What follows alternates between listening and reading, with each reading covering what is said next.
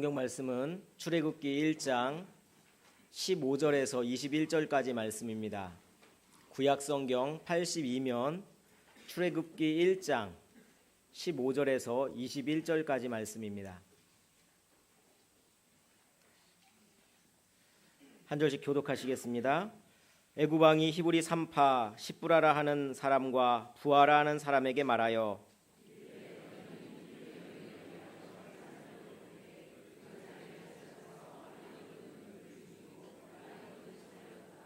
그러나 산파들이 하나님을 두려워하여 애굽 왕의 명령을 어기고 남자 아기들을 살린지라.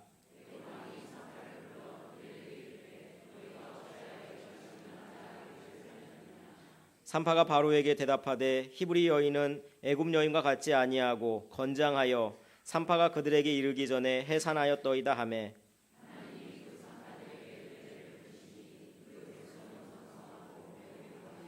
함께 읽겠습니다. 그 산파들은 하나님을 경외하였으므로 하나님이 그들의 집안을 흥왕하게 하신지라. 아멘. 어떤 사람이 배를 타고 바다를 여행을 하게 되었는데 그 배에 여러 나라 사람들이 타고 있었습니다. 그런데 갑자기 선장이 방송을 합니다. 여러분, 배가 암초에 부딪혀서 침몰해 가고 있습니다. 급히 구명보트에 오르십시오. 사람들이 아우성을 치면서 구명보트에 오르기 시작했습니다. 그런데 문제는 이 마지막 구명보트에 너무 많은 사람들이 탔다는 겁니다. 그래서 이거 구명보트는 더 없는데 이제 여기 구명보트 너무 많이 타가지고 가라앉게 생겼으니 안 됩니다. 다른 사람들을 살리려면 한 3명은 그냥 바다에 뛰어내려서 그래서 다른 사람을 살려주셔야 됩니다. 누가 뛰어내리겠어요? 죽는데. 그래서 사람들이 서로 눈치를 보고 있는데 영국 신사가 일어났습니다. 대영제국 만세 하면서 자기를 희생해서 뛰어내렸습니다. 또 눈치 보고 있는데 미국 사람이 미합중국 만세 하면서 뛰어들었습니다. 이제 한 명만 누가 희생하면 되는데 그런데 서로 눈치를 보고 있습니다. 아무도 안 일어납니다. 그러니까 우리 대한민국 사람이 일어났습니다. 그러면서 힘차게 외쳤습니다. 대한민국 만세! 그러면서 옆에 있던 일본 사람을 발로 뻥 차서 바다에 빠뜨렸습니다. 그래서 구명보트가 가라앉지 않게 됐습니다. 가라앉지 않으면 무슨 소용입니까? 망망대해에 먹을 게 없고 마실 물이 없는데 그러니까 구명보트에서 죽게 생겼어요. 그때 마침 구조 헬기가 나타났습니다. 사람들이 소리칩니다. 야, 헬기다, 헬기다. 우리 살았다. 헬기가 와서는 밧줄을 내립니다. 그런데 사람들이 서로 먼저 타려고 하는 바람에 구명보트가 뒤집혀졌습니다. 물에 빠져가지고 사람들이 이 밧줄을 잡으려고 필사적으로 노력해서 많은 사람이 이 밧줄을 붙잡았습니다. 그런데 이 일본 사람들이 또 빠르다 보니까 일본 사람들이 많이 붙잡았어요. 한국 사람도 한 명 간신히 밧줄을 붙잡았습니다. 헬기가 이제 날아 올라가야 되는데 무거워서 올라갈 수가 없는 거예요. 그래서 헬기 조종사가 급히 소리칩니다. 여러분, 이러면 헬기도 추락을 하고 다 죽습니다. 그러니까 지금 한 사람이라도 좀 밧줄을 놓아서 자기를 희생해서 모두를 살리십시오. 그런데 아무도 밧줄을 놓는 사람이 없었습니다. 그때 한국 사람이 비장하게 말합니다. 여러분 모두를 살리기 위해서 내가 하겠습니다. 모든 사람들이 이 한국 사람의 말에 감격했습니다. 그러자 이 한국인이 큰 소리로 외쳤습니다. 천황폐하 만세! 그랬더니 밧줄을 잡고 있던 일본 사람들이 같이 만세하다가 떨어져 죽었다. 우리가 이런 유머를 듣고 통쾌하게 여기는 것은 일본이 우리를 너무나 힘들게 했기 때문에 그래요. 1910년부터 1945년까지 매우 혹독하고 잔인하게 우리나라를 식민 통치했기 때문에 그렇습니다. 이번 주 금요일은 3.1절인데 100주년이 되는 뜻깊은 날입니다. 그래서 한국의 모든 교단, 우리 교단뿐만 아니라 한국에 있는 모든 교단의 교단장들이 모여서 100주년 기념이 되는 3.1절 바로 직전 주일인 오늘 100주년을 기념하는 공동 예배를 드리기로 그래서 같이 해서 모든 기독교 교단에서 그렇게 예배드리기로 했습니다. 여러분, 우리가 100년이 지난 옛날 일을 지금 생각하는 것이 그건 너무 옛날 일을 생각하는 거 아니겠는가 그렇게 말씀하실지도 모릅니다. 그러나 역사를 기억하는 것이 얼마나 중요한 것인지 모릅니다. 철학자 헤겔은 이렇게 말했습니다. 사람들은 역사로부터 아무것도 배우지 않는다. 그래서 당하지 않아도 되는 고통을 다시 받는다 그랬습니다. 그렇습니다. 역사의 교훈을 망각해버리면 그런 비극을 우리는 다시 경험할 수도 있습니다. 그래서 우리가 주권을 잃었던 그 고통을 잊어버리면 그러면 우리는 다시 그 일본에게 당할 수도 있고 다른 나라에게 당할 수도 있습니다. 그래서 또 고통을 받을 수 있기 때문에 우리는 역사를 기억하고 역사를 통해서 배워야 하는 것입니다. 역사학자인 E.H. 카라는 사람은 역사에 대한 정의를 이렇게 말을 했습니다. 역사란 과거와 현재의 대화다. 즉 현재를 살아가고 있는 우리가 과거와 대화를 하는 것입니다. 그리고 과거로부터 교훈받는 것입니다. 오늘 현재를 어떻게 살아갈 것인가에 대한 지표를 얻는 것입니다. 그런 점에서 우리가 이 3.1운동에 대해서 특별히 기념하고 함께 살펴보는 것은 매우 중요한 일이라 생각됩니다. 그런데 우리는 이렇게 생각할 수 있어요. 3.1운동은 우리 민족이 일어난 그 사건이지 뭐 기독교하고 뭔 상관이 있느냐? 아닙니다. 3.1운동은 기독교가 주도하다시피 했습니다. 1911년 그러니까 한일합방 다음 해인데 테라우치 이 마사다케 총독 암살 미수 사건을 조작을 해서 105인 사건이라는 것을 만들었어요. 그때도 기독교인들이 많이 이렇게 탄압을 받았었습니다. 그리고 3.1운동이 일어났던 1919년도는 이때는 한국에 개신교가 들어온 지 얼마 안 되는 때였어요. 한국의 개신교는 1885년도에 언더우드 선교사, 아펜젤러 선교사가 같은 해에 들어왔는데 그때가 개신교가 들어온 것입니다. 그러니까 그로부터 34년밖에 지나지 않았습니다. 종교로 볼 때, 종교의 역사로 볼 때는 신생 종교에 불과합니다. 그런데도 독립선언문의 민족대표 33명 중에 16명이 기독교인이었습니다. 물론 여기 기독교라고 하는 것은 천주교를 빼고 하는 얘기예요. 천주교는 3.1운동에 대단히 부정적이었기 때문에 거의 없다시피 했고 그래서 개신교를 의미하는 겁니다.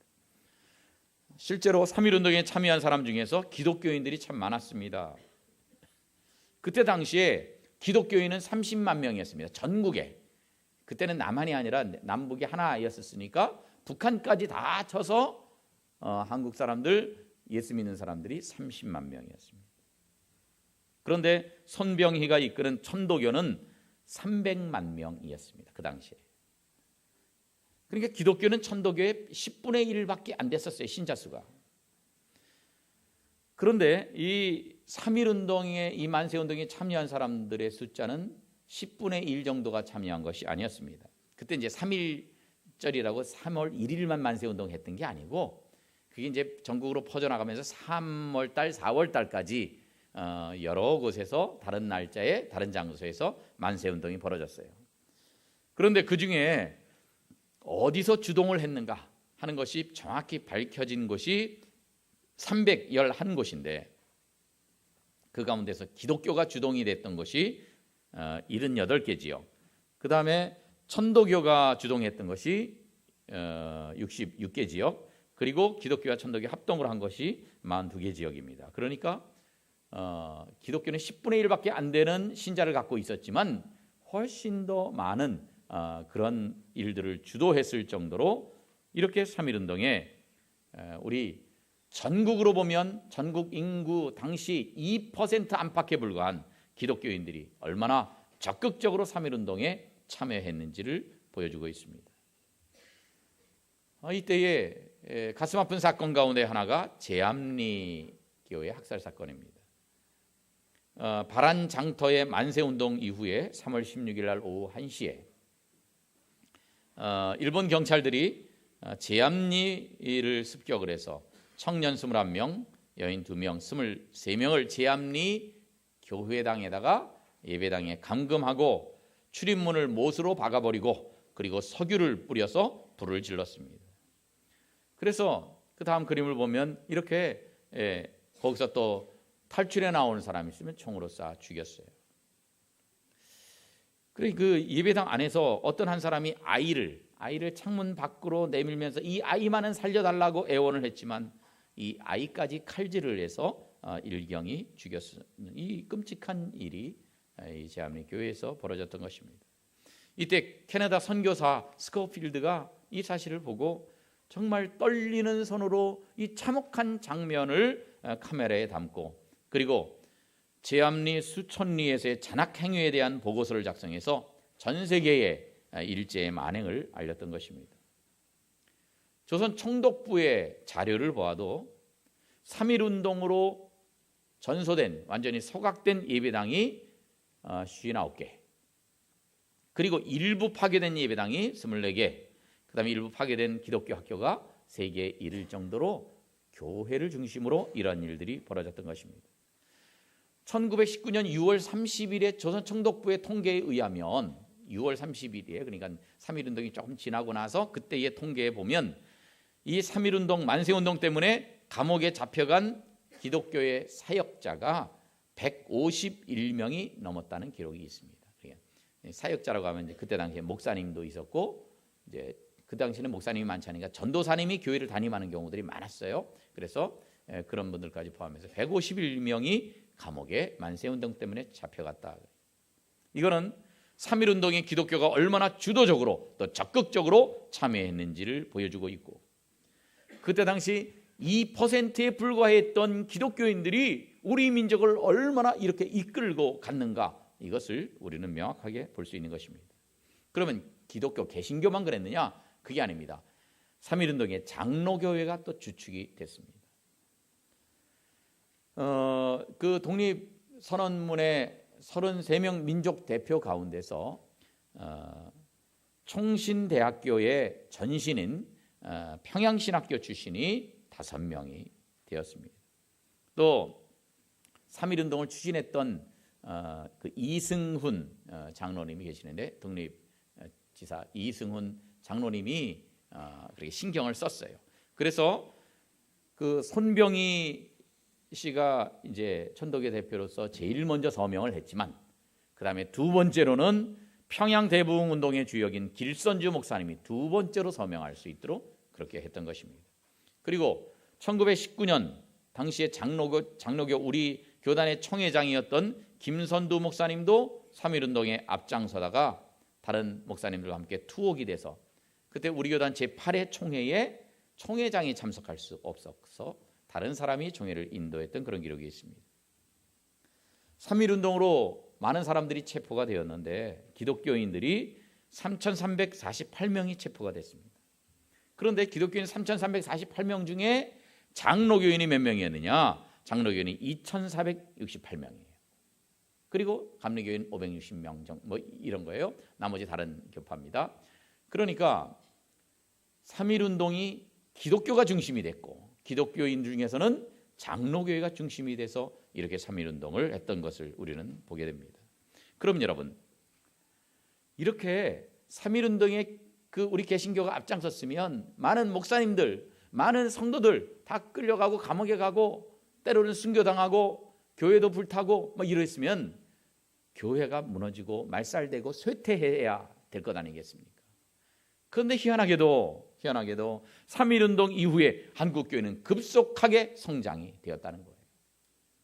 그리고 3.1운동 이후에 상해 임시정부가 수립이 됐는데 이 임시정부의 많은 인사들이 바로 우리 기독교인들이었습니다.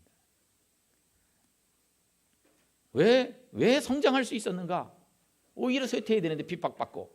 그런데 그것은 우리 민족이 너무나 어렵던 시절에 암울했던 시절에 주권을 잃고 탄압받는 그 시절에 3.1운동을 통해서 기독교가 우리 민족에게 소망을 주는 존재가 되었기 때문에 그런 것입니다. 그래서 교회가 복음으로 사람을 구원할 뿐만 아니라 이 민족을 하나님의 사랑으로 섬겼기 때문에 세상에서 존경받는 교회가 되었습니다. 그렇습니다. 우리는 오늘날도 정말 민족에게 소망을 주는 그런 한국교회가 될 수 있도록 우리가 노력해야 할 것입니다. 민족을 위해서 고난의 십자가를 졌기 때문에 오히려 한국교회가 부흥할 수 있었습니다. 그래서 우리가 이렇게 말해요. 모이는 교회, 흩어지는 교회 이렇게 얘기를 하는데, 모이는 교회도 중요합니다. 열심히 모여야 됩니다. 그래서 우리가 예배 때마다, 집회 때마다 빠지지 않고 열심히 모여야 돼요. 모이는 것이 대단히 중요합니다. 그러나 모이는 것으로 끝나면 안 됩니다. 우리가 모이기만 하고 세상에 나가서는 아무 역할을 못해서는 안 돼요. 세상에 나가서도 정말 우리가 복음도 전하고 세상에서 빛과 소금의 사명을 잘 감당해야 우리가 각자 흩어져서 정말 이 세상을 변화시키고 그리고 그들에게 소망을 줄 수 있는 존재가 되는 것입니다. 이때 당시에 교회는 모이는 교회도 잘 되었고 흩어져서 또 사명을 잘 감당하는 성도들이 되었던 것입니다.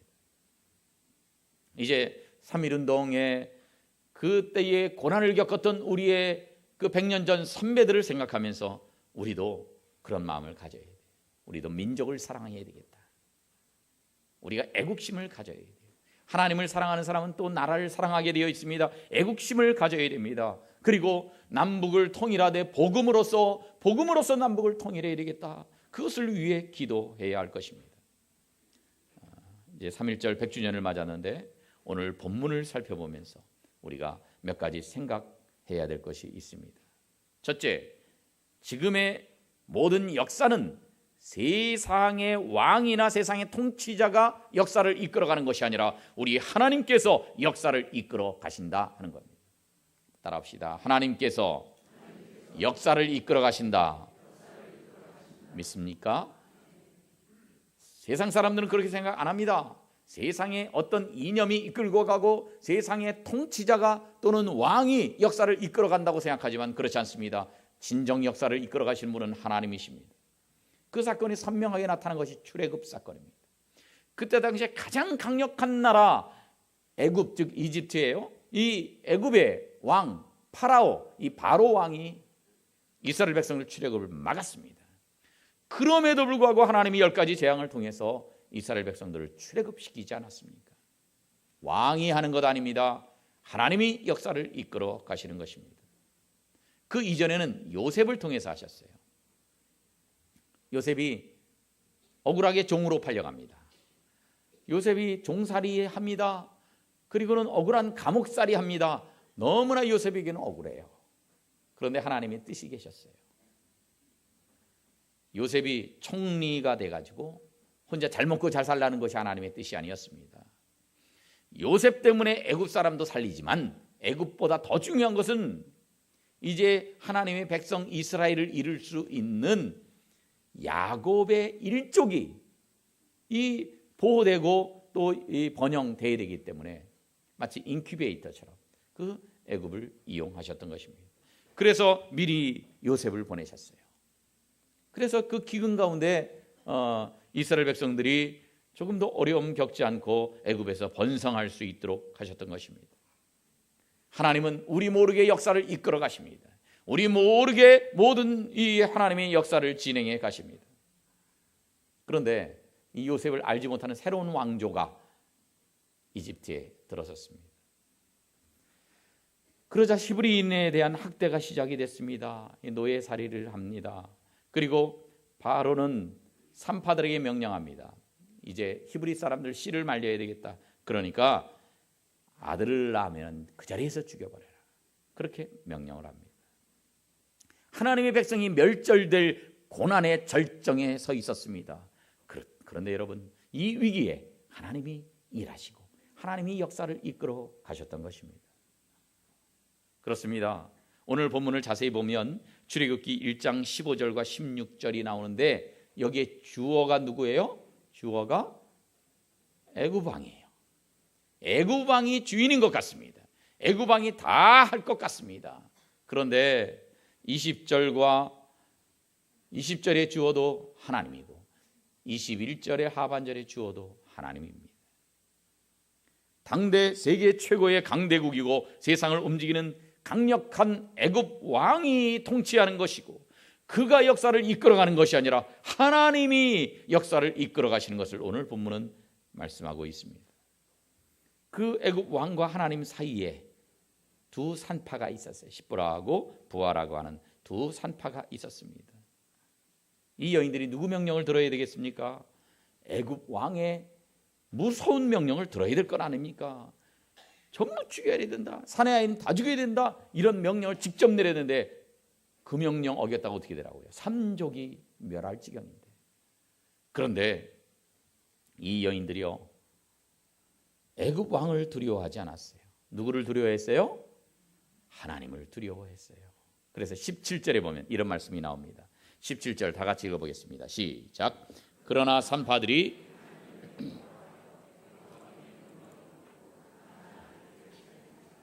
아멘. 산파들이 누구를 두려워했다고요? 애굽 왕을 두려워한 것이 아니라 하나님을 두려워했다는 거예요. 왕의 명령을 어길 수 있었습니다. 왜냐하면 이 산파들의 마음속에 믿음이 있었습니다. 이 세상을 움직이고 다스리는 것은 이 무서운 그리고 엄청난 권력을 가진 애굽 왕이 아니라 살아계신 하나님 한 분밖에 없다고는 확실한 믿음이 그들에게 있었기 때문에 그렇습니다. 우리가 정말 두려워해야 될 대상은 하나님입니다. 미국을 두려워하고 북한을 두려워하고 중국을 두려워하고 이렇게 할 것이 아니라 우리가 진정 두려워할 분은 하나님 한 분밖에 없는 줄로 믿으시기를 바랍니다. 하나님. 그런데 여러분은 누구를 두려워하고 계십니까? 하나님을 두려워하십니까? 세상을 두려워하고 계십니까? 여러분, 우리 가정을 지키시는 분도 하나님이십니다. 우리 나라를 지키시는 분도 하나님이십니다. 한국 교회를 지키시는 분도 하나님이십니다. 우리 모두가 기도하면서 이 하나님을 두려워하고 이 하나님께서 그 우리나라의 역사를 새롭게 써나가실 수 있도록 그렇게 하나님 앞에 매달려 기도할 때에 하나님께서 우리의 기도를 들으시고 우리 나라를 보호하시고 한국 교회를 보호하시고 여러분까지 다 지켜주실 줄로 믿습니다. 두 번째, 하나님은 이렇게 믿음으로 순종하는 사람이 있으면 그 사람들에게 은혜를 베푸시는 분이에요. 복을 주시는 분입니다. 이 산파들이 하나님을 두려워했기 때문에 망했느냐? 하나님 두려웠기 때문에 능지처참을 당했느냐? 그렇지 않다는 거예요. 하나님이 산파들에게 은혜를 베푸셨습니다. 그래서 오늘 본문 20절 말씀 보니까 하나님이 그 산파들에게 은혜를 베푸시니 여러분, 하나님 말씀대로 살고 하나님을 두려워하면서 사는 사람들에게 하나님께서 뭐를 베푸신다고요? 은혜를 베푸시는 거예요. 오늘날도 하나님이 어떤 자에게 은혜를 베푸십니까? 하나님을 두려워하고 하나님 말씀대로 살려가는 사람들에게 오늘도 하나님은 친히 은혜를 베풀어 주실 줄로 믿습니다. 하나님이 은혜를 베풀어 주세요.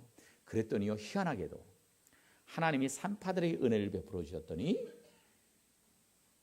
이 히브리 백성들이 번성하고 매우 강해졌다 그랬어요. 산파들이 뭐라고요?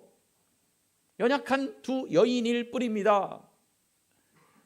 정치가도 아니고 권력자도 아닙니다. 그런데 이 두 사람에게 하나님이 은혜를 주셨더니 그랬더니요, 이 두 사람이 하나님 말씀대로 살고 하나님을 두려워했더니 그랬더니 자기들만 복 받은 게 아니라 그 백성이 복을 받게 됐어요. 히브리 민족이 번성하고 매우 강해졌어요. 이 사람들 때문에.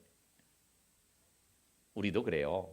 아이고, 내가 우리나라를 어떻게 번성하게 하고 내가 우리나라를 어떻게 강해지게 해? 난 힘이 없는데. 내가 한국 교회를 위해서 뭐 그렇게 할 능력이 있겠어? 나 그럴 힘과 능력이 없어. 그렇게 생각하실지 모릅니다. 또 우리 교회 중직자도 아니고 우리 교회 나온 지 오래되지도 않고 직분도 받지 않고 내가 성림교회 그렇게 강해지게 하고 부흥되는데 내가 무슨 역할을 할 수 있겠어? 나는 연약한데. 그렇게 생각하실지 모릅니다. 그러나 하나님을 두려워하고 하나님 앞에서 제대로 서 있는 사람, 그 사람이 세상적으로는 약할지라도 하나님은 그 사람을 통해서 이 전 공동체를 축복하시고 복을 베풀어 주시는데 내가 이 두 산파와 같이 연약하지만 그러나 내가 열심으로 내가 노력해서 내가 하나님 말씀대로 살아서 정말로 나도 복을 받지만 우리 민족이 복을 받게 하는 그런 복의 근원이 되리라. 그렇게 결심하는 복된 성도들 되시기를 주님의 이름으로 축원합니다. 그런 다음에 그 집은 망했느냐? 21절에 보니까 함께 읽어보겠습니다. 시작. 그 산파들은 하나님을 경외하였으므로. 아멘. 산파들이 하나님을 경외했더니 하나님이요 그들의 집안 망하게 하신 것이 아니라 오히려 그 집안이 흥왕하게 해주신 것입니다. 우리가 하나님 앞에 결단하고 하나님께서 원하시는 대로 그렇게 우리의 사명을 감당하면 하나님께서 우리의 집안을 흥왕하게 해주실 텐데 아무쪼록 믿음으로 살아서 하나님 두려워하며 하나님 경외하며 살았어. 그래서 우리뿐만 아니라 우리 집안이 흥왕하게 되는 축복이 여러분에게 넘치시기를 주님의 이름으로 축복합니다. 마지막으로 우리도 산파가 될 수 있습니다. 그 당시에 온 나라와 세상을 통치하던 이 애굽 이집트 왕에 비하면 이 두 산파는요 평범한 것도 아니고 평범 이하의 사람들이었습니다. 왜냐하면 이집트 시민이어야 되는데 이 사람들은 히브리 사람들이었어요. 두 산파. 그러니까 노예였어요. 그냥 평범하지도 못한 사람들이었어요. 힘 있는 남자도 아니었습니다. 당시에는 거의 아무 권한이 없었고 아무런 능력이 없었고 정당한 대우를 받지 못하던 연약한 여성들이었습니다. 직업도 권력자도 아니고 그냥 산파에 불과했습니다. 그런데 그들은 하나님을 경외하는 사람들이었습니다. 지극히 연약한 사람들이었지만 그 연약한 사람들이 하나님을 경외했을 때 하나님이 그들을 귀하게 사용하셨습니다. 지금도 우리는 돈과 힘의 논리로 생각을 하는 경우들이 있습니다. 그렇지 않습니다. 이 세상이 돈과 힘으로 움직여져 가는 것이 아니라 구원자이신 하나님에 의해서 통치된다고 하는 그런 기독교적인 역사 의식을 우리는 갖고 있어야 됩니다. 그렇다면 하나님이 통치하신다면 우리도 산파처럼 연약하지만 우리도 대단한 힘이 없지만 우리도 연약하지만 그러나 우리 연약한 우리를 들어서 놀라운 일들의 산파가 되게 하시는 그 하나님을 바라볼 수 있어야 합니다. 우리가 상상할 수 없는 일, 엄청난 일, 큰 일들을 우리가 이루어내는 그런 산파가 될 수가 있습니다. 그렇습니다. 하나님은 민족을 쓰실 때도 그래요. 우리 같으면 큰 나라를 써야죠. 바벨론 같은 엄청난 대제국을 써야 될 거 아닙니까? 또는 애굽, 이집트 같은 큰 나라, 힘 있는 나라, 강대국을 써야 될 것 아니겠습니까? 그런데 하나님은 바벨론이나 애굽을 선택하지 않으셨습니다. 조그만 이스라엘을 선택하셨어요. 상한 갈대 같고 꺼져가는 등불과 같았던 그런 조그만 이스라엘 선택하셔서 구약의 역사를 이루어내신 것입니다. 오늘날 신약시대도 마찬가지입니다. 하나님께서는 우리 대한민국 같이 영토도 좁은 나라, 지하자원도 별로 없는 나라, 옛날 이 3.1운동 때에 학식도 높지 않았던 나라, 아무런 힘이 없는 나라였는데 우리나라와 민족을 하나님이 택하시고 이 나라를 들어 쓰셔서 정말 지금 세계에 엄청나게 선교를 하는 선교의 강국으로 세워주시지 않았습니까? 하나님은 연약한 자를 들어 쓰시는 하나님이십니다. 우리가 하나님을 의지한다면, 우리가 하나님을 신뢰한다면, 우리가 하나님을 두려워한다면 우리 같은 연약한 자를 하나님은 오늘도 들어 쓰기를 기뻐하시는 것입니다. 그런 사람들을 들어 쓰시고 그런 가정을 들어 쓰시고 그런 공동체를 통해서 하나님은 귀한 일들을 이루어 가기를 원하십니다. 그래서 우리가 그렇게 대단한 일들의 주역이 되고 산파가 되어야 됩니다. 나 연약해서 못해? 아닙니다. 우리는 연약하지만 하나님은 강하시기 때문에 하실 수 있습니다. 그래서 그냥 기도할 때에도 생각할 때에도 나 자신만 생각하면 안 돼요. 우리 가족들만 생각하면 안 돼요. 우리가 교회를 위해서, 그리고 한국교회 전체를 위해서, 우리나라의 민족 전체를 위해서 그렇게 사랑하는 마음을 가지고 기도해야 하지 않겠습니까? 3.1운동 100주년을 맞이해서 우리도 역사의 주인이신 하나님께 이 나라를 위해 매달려 기도하는 성도가 되어야 됩니다. 부탁드리고 싶은 것은 우리 자신을 위해서도 기도해야 되겠지만 매일 한 번 이상 5분 이상 우리 나라를 위해서 기도해 주시면 감사하겠습니다. 이 나라는 다른 사람이 지키는 것이 아닙니다. 역사의 주인이신 하나님께 매달려 기도하는 성도들이 이 나라를 지키는 것입니다. 이 나라가 번영되는 것도 여러분 손에 달려 있습니다. 우리 교회가 잘 되는 것도, 우리 나라가 잘 되는 것도 여러분의 기도에 달려 있습니다. 그래서 우리나라야 뭐 정치인들이 알아서 하겠지, 나는 그냥 나하고 내 새끼만 위해서 기도할래, 그러지 마시고 우리 나라를 위해서 기도해 주십시오. 이 연약한 히브리 산파들을 통해서 정말로 무시무시한 세속의 힘과 권세가 세상을 이끌어가는 것이 아니라 하나님께서 이 산파들을 통해서 역사를 이루어 가셨듯이 오늘도 우리가 나 자신을 하나님의 도구로 하나님 앞에 드리고, 그리고 역사에 주신 하나님 앞에 매달려 기도하면서 일어설 때에, 그때 하나님은 우리를 통해 귀한 일을 이루어 주시고 여러분의 가정을 흥왕케 해주시고 우리 나라를 흥왕케 해주시는데, 이러한 하나님이 귀하게 쓰시는 역사의 주역들이 되시기를 주님의 이름으로 축원합니다. 기도하겠습니다. 고마우신 아버지 하나님, 100년 전에 우리 믿음의 선배들은 이와 같이 분연히 일어나 자신을 희생하고 감옥에도 가고 순교도 당했는데, 오늘날 나 자신만을 위하는 이기심에 빠져있는 우리를 주님 용서해 주시옵소서. 이제 나라를 위해 더 많이 하나님 앞에 기도하게 해 주시옵소서. 한국 교회를 위해 기도하게 해 주시옵소서. 성림 교회를 위해 기도하게 해 주시옵소서. 그리하여 우리의 기도가 우리 나라를 살리고, 그리고 한국 교회를 변화시키고 성림 교회를 부흥시키는 원동력이 되게 해 주시옵소서. 보잘것없어 보이는 두 산파가 놀라운 일을 감당한 것처럼 우리는 연약하지만 연약한 우리를 들어 쓰시는 그 하나님 앞에 나 자신을 맡겼어. 삼천리반도 금수강산 하나님 주신 이 동산에 일하러 가겠다고 앞장서는 저희들 되게 해 주시옵소서. 예수님의 이름으로 기도하옵나이다. 아멘.